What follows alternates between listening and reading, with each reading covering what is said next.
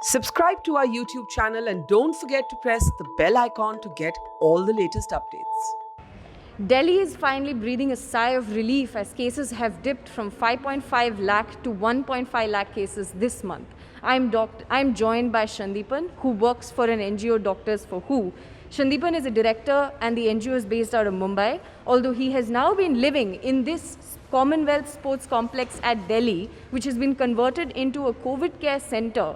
This center was started just early this month and has been converted into a center in just about 6 days. Shandipan, if you could tell me what are the facilities right now in this center, how many beds do you have and how many beds are occupied? So this facility is built for 500 patients. So this facility not only is able to accommodate patient with mild and moderate, we also have an HD unit, which is a special ICU unit. In case of emergency, we can also host patients there. But other than the medical facilities, Doctors for Who try to work on mental health. So we have given TVs. We have provided the patients with indoor games that you can see around. So there are multiple activities that the patient can also do, because it's quite tough for the patient to spend 17 days. So for these arrangements, we have done these things. In addition to that, Doctors for Who has also tied up with multiple specialists.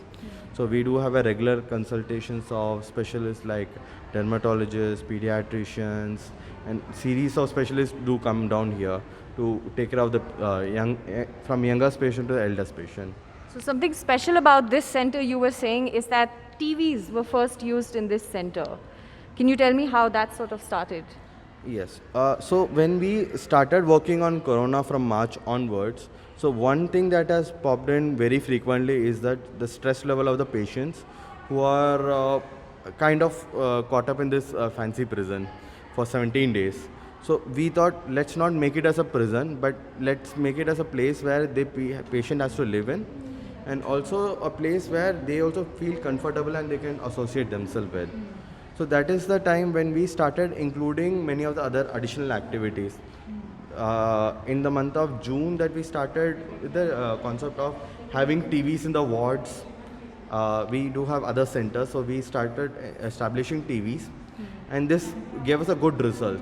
Then we also started including indoor games like chess, carom, ludo. So this also started engaging more and more people in the program. Then further on, we thought when we started getting in younger kids, we also started a series of activities, like we have to engage these kids. So that's the time we started getting in small stuff like a special yoga session for the kids, painting contest. And who leads these sessions? Are there patients who are able to lead other patients in the sessions? We do get a lot of good support from the patients, but majorly it's our doctors. We have a pretty good enthusiastic young teams. So you can see that most of the doctors who are associated with us and even the nursing staff, they are very, very young. So they are very, very happy to engage with these programs. In addition to that, we also have a set of staff called patient care staff. So these are all young graduates who are just passed out of college and schools. They come from a project called Garima. So they are generally art trained, and also they are given a special task of taking care of these patients. So they do help us with these all engagement programs. Right. And you told me the youngest member right now in the facility is 4 days old.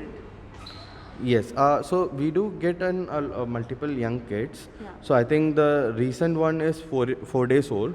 I believe the mother was diagnosed with corona during her delivery. Right. And as soon as she got discharged from her maternity hospital, she got immediately moved into ours.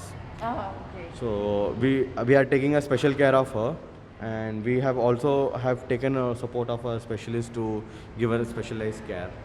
So, can you also tell me a little bit about how do you take care of your team's mental health well-being? Like, because you're living here now, full time. That is a very big struggle for us also. So so we have also appointed one of our own staff as a staff welfare officer. So their main objective is to weekly engage the staff with multiple activities. So we have in-house training activity. We do have a casual dinners where people can turn up, and they do have mild recreation options. And fortunately, CWG is also we have a very big ground. We do have a small activities happening across it. Thank you so much, Shandipan, from Doctors for You. These are the people at the front lines of the corona war right now. This is Nidhi Suresh for Mojo Story.